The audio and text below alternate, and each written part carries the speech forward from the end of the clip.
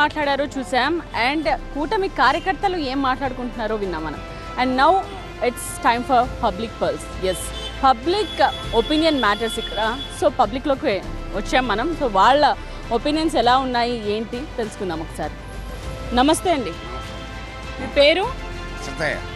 ఊరు ఇదే railway కూడూరా? Okay, ఇప్పుడు కిరణ్ కుమార్ రెడ్డి బరిలో ఉన్నారు తెలుసు కదా, ఎంపీ అభ్యర్థిగా. ఆయన గురించి మీరు ఏమనుకుంటున్నారు? చేస్తారని అనుకుంటున్నాం, వేయాలని ఉన్నాం. మీ ఓటు కిరణ్ కుమార్ రెడ్డికి? కిరణ్ కుమార్ రెడ్డికి. మీరండి? టీడీపీకి అండి.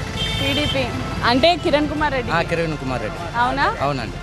ఓకే, ఏంటండి ఆయన ఏం చేస్తారనుకుంటున్నారు? గత సంవత్సరంలో ఆయన ముఖ్యమంత్రిగా పనిచేసినాడు కదండి, బాగా అభివృద్ధి చేసినారు కదా. కిరణ్ కుమార్ రెడ్డి బరిలో ఉన్నారు తెలుసు కదా. కిరణ్ కుమార్ రెడ్డి గారికే వేస్తామండి మా ఓటు ఖచ్చితంగా. ఎందుకు?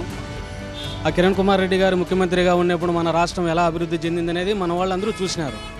అప్పుడు ఉమ్మడి రాష్ట్రం ఆయన ముఖ్యమంత్రిగా ఉన్నప్పుడు ఆ ఉమ్మడి రాష్ట్ర అభివృద్ధి ఎలా జరిగిందనేది చూసినారు. ఇప్పుడు మాకు కిరణ్ కుమార్ రెడ్డి గారు ఒక ఎంపీ అయినారు అనుకోండి, మాకు ఇంకా అభివృద్ధి ఉంటుందనేసి మాకు గట్టి నమ్మకం ఉందండి కిరణ్ కుమార్ రెడ్డి గారి మీద. మీరండి?